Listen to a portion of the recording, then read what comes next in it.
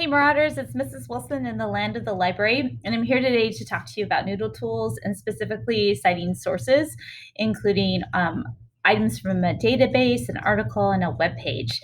And I made this video so you can get back to, in case you have any questions or are confused. But once again, you can always message me in Schoology or Outlook, and I'd be happy to answer your questions. So getting to Noodletools, you're going to open up Google.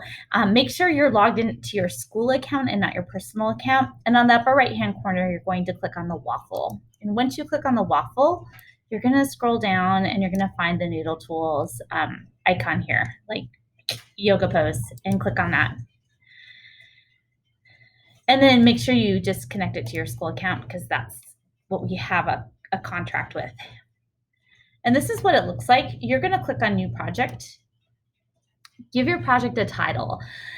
So for Miss Whipple's class, I might write Whipple and movement, so then I can keep track of it with my other projects that I have. You're going to choose MLA for this assignment, and you're going to choose junior, and then you're going to press submit. I already have one set up, ready to go, like the Food Network swap out. So I'm going to open it up, and this is what it looks like when you open it up. This is the dashboard. The basic cool thing about the dashboard is if you are working with a friend, you could share your sources, but I think you're doing this project solo. But I'm going to click here on my sources button. And on the upper left-hand corner here, I'm going to click on new source. And I'm going to click on database because I'm going to show you how to cite from a database and original content from a database. So here it is. And I'm going to click here at the top where it says quick cite, copy and paste citation. This is the beauty if you use EBSCO or opposing viewpoints in context. I'm going to go back up to Gale in context. And this is an article on Americans' positive and negative perceptions of the Black Lives Matter and All Lives Matter slogans. So I'm going to use this. There's two places you can go. You can press the cite button up here, or I'm going to go to the very bottom, and it's right here.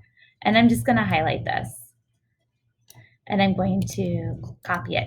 The export button, I haven't had the best of luck because it wants to open it up into a new bib every time, and I don't think you want to do that.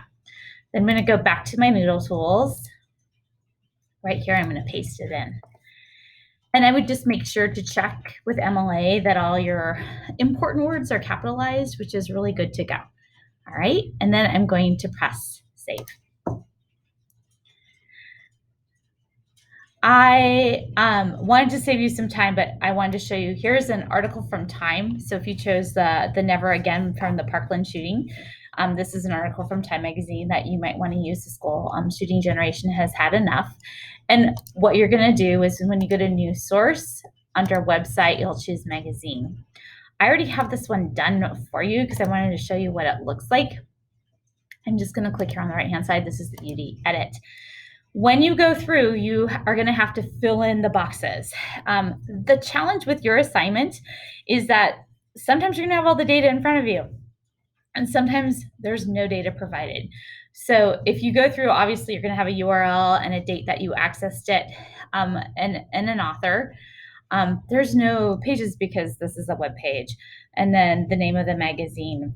If at any time you don't know what you should put in a box, the nice part is that you can click in the box and there's a little info button and it shows you what you should put in. So that's pretty helpful. So once you've filled in the information, once again, you can press save.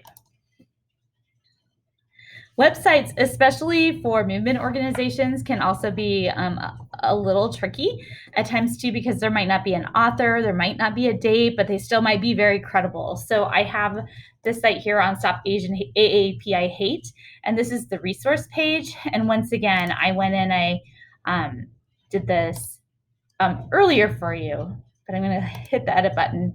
You would just go up here to New Sources, Website, Web Page. And once again, you're going to have to fill in some blanks. So I'm going to show you, because this one's pretty blank, but I have my URL of the day I accessed it.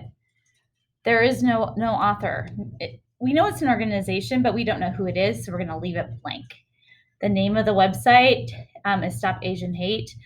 This is the other part that's important. I went to the resource page into the website, so I have resources here.